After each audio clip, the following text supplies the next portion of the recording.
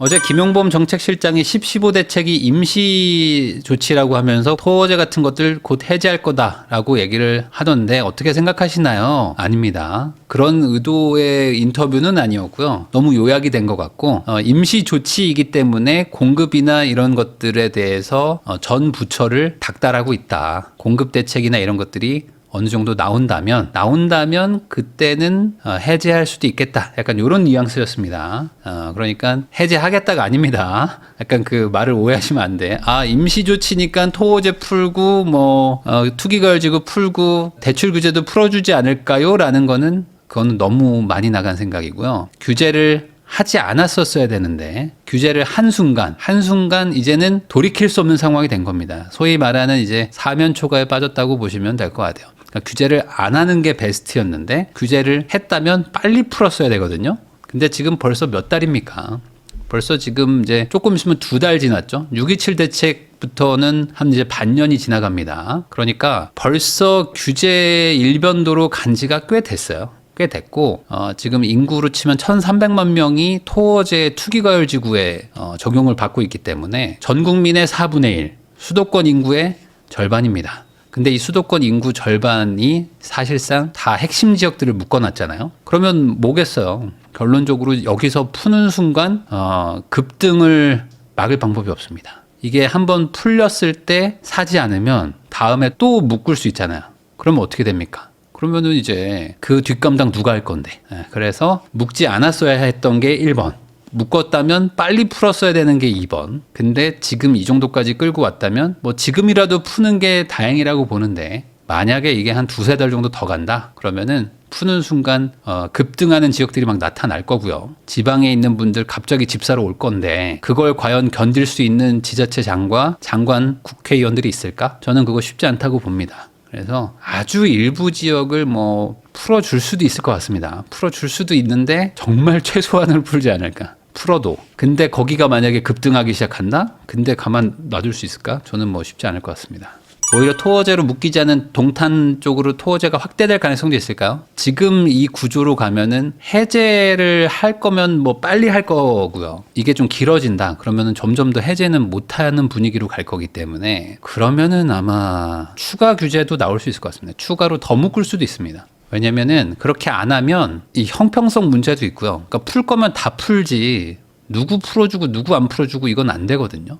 특히 이제 서울 안에 있는 25개구 중에서 한 5-6개구는 사실 오른 것도 없습니다. 진짜 오른 것도 없어요. 그러면 거기만이라도 풀잖아요? 그럼 어떻게 되겠습니까? 바로 거기 튀어 올라갑니다. 바로 푸는 순간 튀어 올라가. 푸는 순간 바로 튑니다. 왜냐면은 지금 전세 물량도 없거든요. 전세도 없는데 전세 물량이 없다는 건 전세가가 최소한 보합 아니면 상승될 확률이 높잖아요. 전세 물량이 적으니까. 그러면 갭 투자하는데 두려워집니까? 아니면 갭 투자하는데 마음이 편합니까? 이 갭 투자라는 거는 기본적으로 내가 이제 3년, 4년 뒤에 들어가서 집을 실거주할 목적으로도 사는 분도 있습니다. 투자 목적으로 사는 분도 있겠지만 근데 이래나 저래나 어쨌든 갭 투자라는 거는 내가 가진 돈에다가 전세를 끼고 최대한 좋은 거 사려고 하는 거잖아요. 전세가 떨어지는 게 걱정인데 지금 상황에서 전세 떨어진다는 거에 대한 걱정이 잘 안 된단 말이지. 풀어주는 지역, 특히 서울 안쪽이다? 그러면 거기는 무조건 튄다고 보면 됩니다. 무조건 튀어 올라갈 겁니다. 그러면 그거 감당 쉽지 않다. 그러면 거기에 튀어 올라가니까 누군가는 팔았을 거잖아요. 그 집을 또 팔잖아요. 누군가는 그 집을 사니까 비싸졌을 거고 그 말은 거기 가지고 있는 분은 최소 2년에서 4년 길게는 6년, 8년도 보유했던 분들이 그 집을 팝니다. 그러면 그걸 팔아서 무주택 되고 싶으실까요? 그분이? 아니겠죠. 내가 7억에 팔았으면 모은 돈 합쳐가지고 한 12억짜리 또 사러 갑니다. 그 12억짜리 사러 가면 그 동네들은 만약에 토어제가 안 풀려 있어도 또 올라가고요. 그 동네도 만약에 토어제 풀었다? 그럼 거기도 폭주할 것이다. 왜 여기 팔고 바로 절로 가야지? 왜냐면 이거 또 묶으면 큰일 나잖아. 또 묶으면 큰일 나거든요. 그러니까 푼다는 얘기 나오고 진짜 정책 발표 나면 아마 한 달간은 또 엄청난 거래량이 늘어나지 않을까. 왜 그러냐면 지금 만약에 푼다고 해도 강남을 풀 일은 없습니다. 강남 3구는 폭락을 해도 규제를 하거든요. 폭락해도 규제를 끝까지 안 풀거든요. 그러니까 강남 3구나 뭐 용산 이런 데가 풀릴 확률은 뭐 거의 제로에 가깝다고 보시면 되고, 풀어도 아마 15억 이하가 주력인 동네들, 뭐 그런 동네들을 풀지 않을까 싶은데, 그런 데들은 지금 대출 규제가 뭐 크게 없단 말이에요. 뭐 바로 그냥 풍선 효과 일어나는 거죠. 그래서 그거를 모르지 않기 때문에 지금 되게 어려운 상황에 빠진 거죠, 현 정부가. 노도강은 규제를 풀어줄까요? 라고 해주셨는데, 노도강 뭐 금관구 해가지고 결국에는 이제 서울에서 그래도 가격대가 저렴한 동네들, 그런 동네들도 이번에 투기과열지구에다가 토호제가 된 거잖아요. 투기과열지구에다가 토호제는요, 강남 3구랑 용산에만 거는 아주 초강력 규제입니다. 이 초강력 규제라는 게 핵심이에요. 이거는 강남이나 뭐 용산 같이 막 가격대가 막 30억, 40억 하는 동네, 그 부자들이 막 현금으로 막 집을 사는 동네, 그런 데들도 막 집 안 잡히니까 막 이렇게 막 눌러놓으려고 하는 거거든요. 전세 끼고 사지도 못하게 하고, 뭐 대출도 당연히 안 되게 하고, 막 다 막아 놓는 거예요. 그 안에 있는 뭐 청약 받으려면 다 지금 막 힘들게 하고, 막 이렇게 해놓는 그 강력한 규제를 서울에다가 수도권 전역에다가 건 거잖아요. 그러니까 이거는 엄청나게 강력한 건데, 이 엄청나게 강력한 거를 너무 하나도 오르지 않은 동네들까지 이제 다 건 거잖아요. 그러니까 저는 제가 봤을 때 이거는 너무 과한 거죠. 너무 과했다. 너무 과한 규제를 한 거야. 풍선 효과를 사전에 이제 막기 위한 뭐 고육지책이었다라는 게 이제 정부의 설명인데, 그래도 이렇게까지 할 거는 아니죠. 그래도 뭐 투기과열 지구는 뭐 묵지 않든지 토호제는 하지 않든지 뭐 그랬어야 되는데, 이거는 두 개를 다 건 거니까 순식간에 노도강이 강남 3구와 똑같은 규제 지역이 된 거잖아요. 그러니까 이제 불만이 엄청나게 많으신 거고, 그래서 역설적으로 풀기가 쉽지 않을 것 같다. 집값이 안 내려가는데 왜 초강력 규제인가요? 규제는 규제죠. 집값은 집값이고. 그러니까 규제를 하면은 집값이 내려가는 게 아니라, 규제를 하면은 매수 수요가 눌리는 겁니다. 그러니까 수요가 눌리는 거지, 집값이 떨어지는 거는 또 별개 얘기인 거죠. 그러니까 규제를 하면은 집값이 떨어진다고 생각하면 규제를 계속 걸면 되잖아요. 근데 왜 규제를 걸어도 집값이 안 떨어집니까? 규제가 집값을 떨어뜨리는 거랑 직접적인 상관이 없다는 얘기입니다. 그런 의미로 생각하시면 돼요. 근데 어차피 집값과 상관없는 규제를 왜 합니까? 수요를 누르기 위해서. 그 왜 수요를 누릅니까? 조금이라도 덜 올리려고 하는 겁니다. 그러니까 이 규제라는 거는 조금이라도 상승률을 좀 낮춰보려는 목적으로 하는 거지, 집값을 하락시키는 게 규제가 아닙니다. 집값을 하락시키려면은 어디를 보면 되죠? 대구를 보면 된다.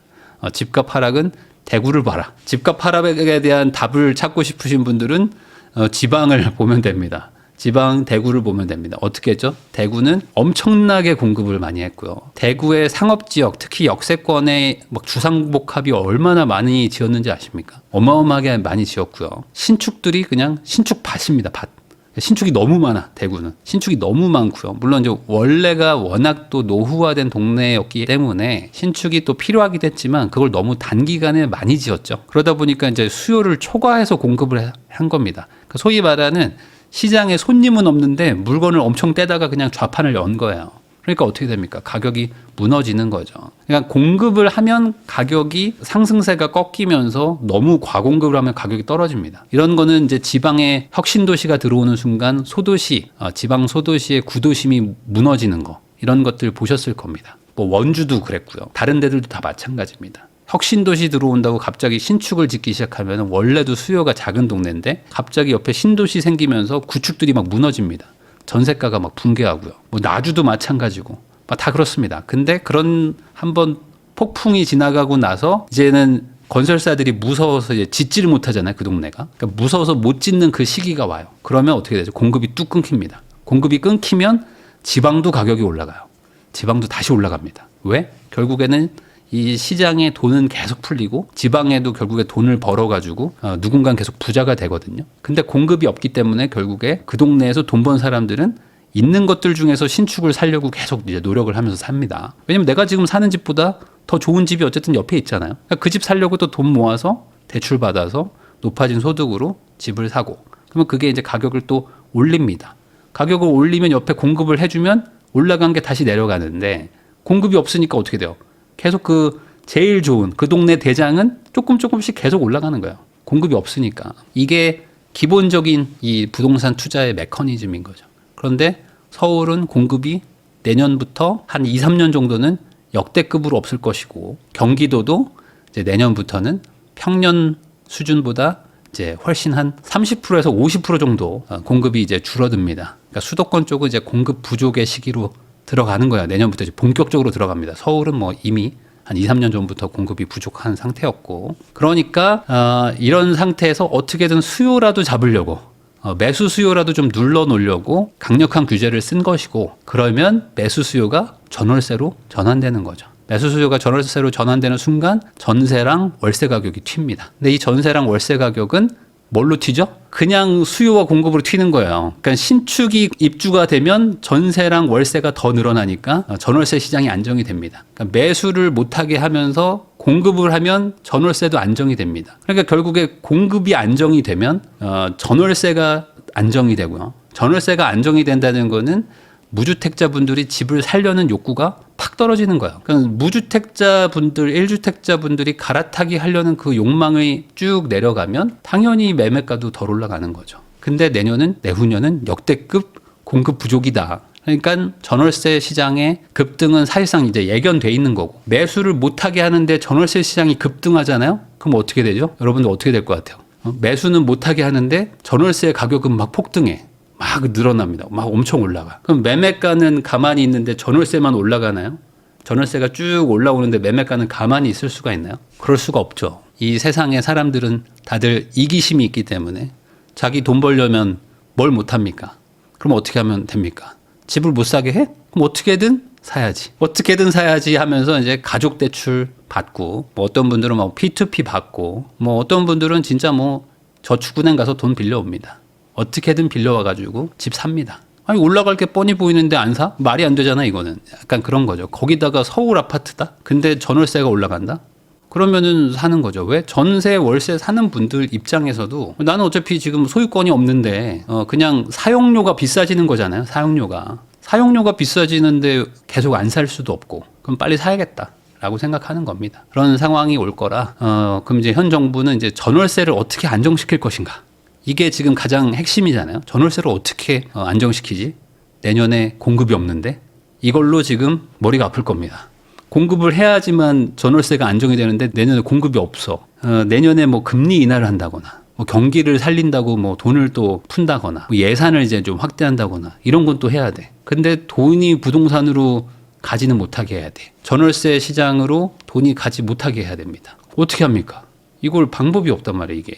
그래서 저도 내년에 이제 현 정부가 어떤 묘안을 낼지 궁금하고 기대를 하고 있는 상황입니다. 안녕하세요. 현재 30대 초반입니다. 1년 뒤에 결혼 예정이고요. 전세를 살고 싶어하는 여자친구를 어떻게 설득해야 될까요? 저는 이번이 집을 사서 올라갈 기회라고 생각해서 적어봅니다. 여자친구와 저는 합친다면 1억 초반대고요. 서로 현금 가용자금은 1억 중반 정도입니다. 라고 해주셨는데, 돈이 너무 없으면 전세를 사는 것도 괜찮습니다. 돈이 없는데 집을 사야 된다 라는 생각에 무작정 사는 것도 좋지 않아요. 1억 중반으로 집을 못 사는 건 아닙니다. 못 사는 건 아닌데 난이도가 조금 어렵다. 잘 사야 돼요. 근데 대부분 어떻게 하냐면은 이제 사회 초년생이나 뭐 이제 막 결혼하려고 하기 때문에 부동산에 대한 어떤 지식이 되게 낮잖아요. 거기다가 뭐 마음은 조급해. 그러니까 어떻게 합니까? 그냥 우선 막 있는 거 사거든요. 막 어떤 분들 막 오피스텔도 사고 막 빌라를 사는 분도 있고, 뭐 이런 분들이 보통 어떻게 되냐면 이제 막 초기 재개발 막 이런 거 갑니다. 아니면은 뭐 용산에 있는 막 빌라 같은 거 산대. 막 그러면 뭐 나중에 뭐 입주권 준다는 거야. 뭐 이러면서 무조건 막 사는 분들이 있거든요. 조심해라. 그런 것들 조심하는 게 필요합니다. 못 사는 건 아닌데 잘 사야 된다. 그러니까 돈이 작으면 부동산은 난이도가 높아져요. 돈이 많으면 부동산 난이도는 되게 쉬워집니다. 투자 난이도가 되게 돈과 연관이 돼 있어요. 그래서 여자친구분의 주장이 무조건 나쁜 건 아니에요. 전세를 살면서 돈을 모아가지고 나중에 사자. 이거는 괜찮습니다. 제일 문제가 뭐야? 전세를 살면서 보통 어떻게 해요? 좋은 집을 얻어버려. 그냥 대출 4억 더 받아가지고 5억짜리 집을 가버리죠. 그럼 전세 5억을 얻으면 보통 매매 시세는 10억 정도 되거든요. 그 순간 인생이 꼬인다. 그러니까 전세를 사는 게 나쁜 게 아니라 전략적으로 일부러 그냥 싼 집에 전세 들어가서 살면서 소위 말하는 뭐 이제 사회 초년생이나 뭐 중소기업 대출 뭐 이런 것들이 있어요. 그러니까 전세는 약간 복지 개념도 있기 때문에 되게 저렴하게 주거비를 낮출 수 있는 그런 대출도 있거든요. 그런 걸 받아서 소위 말하는 악착같이 돈 모으기 위한 전략적 전세, 이건 괜찮습니다. 근데 대부분의 신혼부부들은 그게 아니고 1억 6천 있으니까 여기에다가 대출 한 4억 얼마 받아가지고 꽉 채워가지고 5억 넘게 꽉 채워가지고 10억에서 11억짜리 신축급 아파트를 신혼집으로 얻어버리는 게 문제라는 거예요. 그러면서 가전 가구를 맞추기 시작합니다. 보통 신축급 25평에다가 혼수로 맞추려면 1000에서 한 2000 사이를 맞추거든요. 요즘엔 1000만 원보다는 좀 2000에 가깝습니다. 그러면은 순식간에 우리 연봉에 모을 수 있는 돈의 거의 상당 부분을 혼수로 다 날리고요. 그 다음에 전세 대출도 많이 받았으니까 그거 이자도 내야 되죠. 근데 내 눈높이는 이제 한껏 올라가 있단 말이죠. 여기까지 올라가 있어. 이미 나는 신축 자가는 아니지만 자가 같은 전세에 사는 김대리 이야기가 시작되는 거야. 그러면 여기서 2년 딱 살고요. 그 다음에 좋은 집주인 만나가지고 불행하게도 전세를 계약갱신 연장을 합니다. 그러면 어떻게 되죠? 이제 4년을 살게 되죠. 그럼 4년 동안 돈을 악착같이 모으느냐? 그것도 아닙니다. 못 모아요. 왜? 기본적으로 집이 10억짜리거든. 거기다가 신축급일 수도 있고 신축은 아니어도 대단지의 준신축 정도 되는 데를 얻거든요. 그러면은 아파트 단지가 꽤 크고 나름 조경도 돼 있습니다. 소위 말하는 단지 내에서 산책이 돼. 그 순간 뭐 하죠? 개를 키워. 개 키우고 그다음에 뭐 하죠? 이제 여행 가기 시작합니다. 그리고 뭐 하죠? 집이 좋으니까 뭐해? 친구들 불러가지고 술 마시고 막 이런 거 하기 시작합니다. 소위 말하는 집들이도 해요. 야, 집 좋다. 이러면 뭔 집이 좋아. 야, 전세야 하면서 흐뭇해. 내 집이 아니야. 그 집은 내 집이 아닌데 내 집인 걸로 착각하기 시작하는 게 전세로 신혼집을 얻을 때부터입니다. 그게 가장 문제예요. 그러니까 전세로 훨씬 싼 집을 얻어서 뭐 빌라를 전세로 들어가는 건 괜찮습니다. 빌라 전세 들어가서 전세 대출 받아서 원래라면 월세를 70만 원 내야 되는데 전세 대출을 전략적으로 이용하면 한 35만 원에 막을 수 있거든요. 그리고 이제 보증금 당연히 뭐 낮은 수준이 되겠죠. 대출 받았으니까. 그렇게 돈 적게 묶어놓고 돈 착실하게 모아가지고 그걸 뭐 S&P를 하시든 뭐 지수 투자 ETF를 하든 뭐 아니면 뭔가를 해가지고 돈을 착실하게 불려서 3, 4년 뒤에 집 산다. 이건 괜찮습니다. 근데 이렇게 가는 분들이 제가 봤을 때는 열에 한 명도 없고요. 한 30명에 한 명 정도 있는 것 같아요. 대부분은 그냥 그렇게 안 하고요. 그렇게 하려고 한번 알아봤다가 여기서 어떻게 살아? 여긴 못 살아 우리. 라고 하면서 이제 그런가? 나도 좀 살기 싫었는데 마침 그럼 조금 올릴까 해서 전세 3억 5천짜리 보러 갑니다. 그러면은 이제 아파트가 나오기 시작하는데 좀 답답하죠.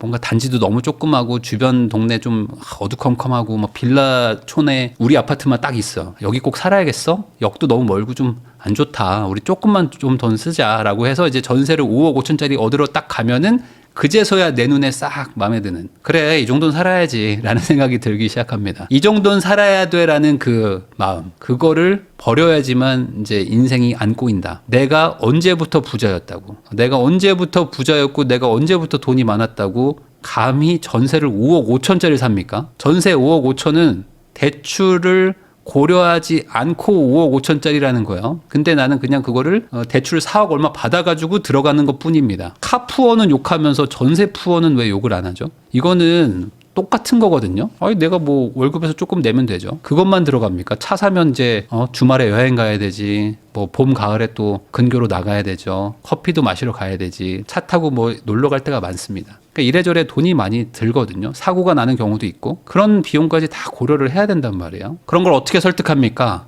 아까 제가 말했잖아요. 그게 되면 전세를 가는 거고 안 되면 집을 잘 사야죠. 집을 사는 게 맞겠죠. 젊을 때는 고생하는 거예요. 젊을 땐 고생하는 거고 젊을 때는 악착같이 살아야 되는 거예요. 왜냐하면 원래 젊을 때 고생하는 거야. 인생에는 무조건 고생을 해야 됩니다. 내가 태어나서 죽을 때까지 한 25년에서 30년은 고생을 해야 돼요. 그 고생을 학창 시절에 하는 친구들이 있어요. 이 친구들은 조금 좋은 대학 가고 좋은 직장을 얻을 확률이 높아지는 거고요. 이 고생을 학창 시절에 많이 못했어. 그러면은 20대, 30대 때 해야 됩니다. 어떻게? 좋은 직장을 가려고 이직 준비를 치열하게 하시든 아니면은 소위 말하는 월세집을 되게 낡은 거에서 시작하면서 악착같이 돈을 모으든 학창 시절에 고생 안 한 만큼 20, 30대에 고생을 하셔야 돼요. 근데 20, 30대도 고생하기 싫어. 요즘에는 다 아파트 키즈들이기 때문에 내가 결혼도 좀 이제 뭐 느지막이 하는 마당에 빌라 가서 어떻게 살아? 나는 평생 아파트만 살았는데 라고 하면서 그럼 예를 들어 뭐 전세 1억짜리 14평짜리 아파트에서 시작하면 되잖아요. 근데 그것도 싫어. 나는 그래도 25평은 돼야 돼. 엘리베이터가 있으면 좋겠어. 뭐 2개 있으면 좋겠어. 뭐 이러면서 점점점 눈을 높인단 말이야. 그럼 내가 20, 30대 고생 안 하면 언제 고생하죠? 40대 때 고생한다. 40대 때 누구랑 고생하죠? 우리 애랑 같이 고생하면 돼요. 근데 그 40대 때도 고생 안 하는 사람들이 많아요. 그때도 고생하기 싫어. 그러면 어떻게 되죠? 그냥 버는 돈 다 씁니다. 버는 돈 다 쓰고요. 우리 애도 고생시키기 싫어. 그럼 어떻게 해요? 우리 애도 하고 싶은 거 다 시킵니다. 그러면서 본전이 아니라 이제 적자 인생으로 가거든요. 그러면 이제 어떻게? 나는 평생에 한 20, 30년은 고생을 해야 되거든요. 태어나면 죽을 때까지 30년은 고생하고 살아야 되는데 내가 40대 중반까지 고생을 어떻게든 피해오고 살았어요. 그럼 언제부터 고생하면 돼요? 50대부터 80대까지 고생하면 됩니다. 우리 애랑 같이 고생하면 돼요. 그러면 우리 애도 고생을 많이 하겠죠. 나도 고생을 하는 거고. 그러면 그때 가서 이제 후회를 한들 방법이 없어요. 돌아갈 방법이 없다. 그래서 고생을 뒤로 미룰수록 고생도 복리가 됩니다. 그래서 고생에도 복리이자가 붙어요. 그래서 최대한 젊을 때 고생하시는 게 좋습니다. 학창시절 때 공부하기 싫어도 공부 열심히 하시고, 뭐 예체능으로 가시는 분들은 연습하기 싫고 훈련하기 싫어도 열심히 하시고, 본인 재능에 맞는 길을 빨리 찾으셔가지고 되는 길에서 열심히 사시면 그게 나중에 다 돌아오거든요. 어릴 때, 젊을 때 방향 찾는 고생도 안 하고 노력하는 고생도 안 하고, 또 이제 20, 30대 때 그냥 흘러가는 대로 살고 40, 50대 때는 대출로 어떻게든 해결하고 하시면은 50대부터 엄청난 고생을 강제적으로 하게 됩니다. 이게 제가 항상 말하는 고생 총량의 법칙인 거고, 이거는 절대 변하지 않는다. 성공한 사람들, 부자가 된 사람들은 20, 30대 때 뭐 40대까지 진짜 미친 듯이 일하고 살거든요. 미친 듯이 무언가를 막 너무 열심히 하고 살아요. 막 진짜 몸을 갈아 넣고 살거든요. 그렇게 해가지고 30년 고생할 거를 15년에 압축해서 한 거예요. 그러니까 나머지 뭐 40대부터 쭉 좀 편하게 사는 거죠. 뭐 해외여행도 가고 뭐 비즈니스도 타고 뭐 그러고 사는 거예요. 30년짜리를 압축해서 했으니까. 근데 그런 걸 안 보고 그냥 나도 어떻게 그냥 대충 살다 보면은 부자 될 수 있겠지? 라는 식으로 생각하시면 안 됩니다. 고생은 뒤로 밀릴 뿐이지 절대로 없어지지 않아요. 한 번은 내가 해야 돼. 한 30년은 해야 됩니다. 평생 고생 안 하는 사람은 좋겠네요 라고 얘기를 해주시는데 그런 사람 없습니다. 부잣집에 결혼을 해가지고 며느리나 뭐 사위로 가는 분들도 있잖아요. 그런 분들이 뭐 고생 안 하는 것 같죠? 아닙니다. 그런 분들도 고생합니다. 고생 많이 해요. 근데 거기 갔는데 행복하게 만약에 잘 살아. 소위 말하는 신데렐라가 됐어요. 그런 분들은 아마 젊었을 때 많이 고생을 했을 거예요. 고생을 해가지고 사람을 상대하는 법이든지 아니면 이쁨을 받는 법이든지 아니면 성격적으로 사람들을 뭔가 기분 좋게 해주든지 뭐든지 간에 터득을 한 게 있을 거예요. 그러니까 격차가 있어도 가서 잘 사는 거지.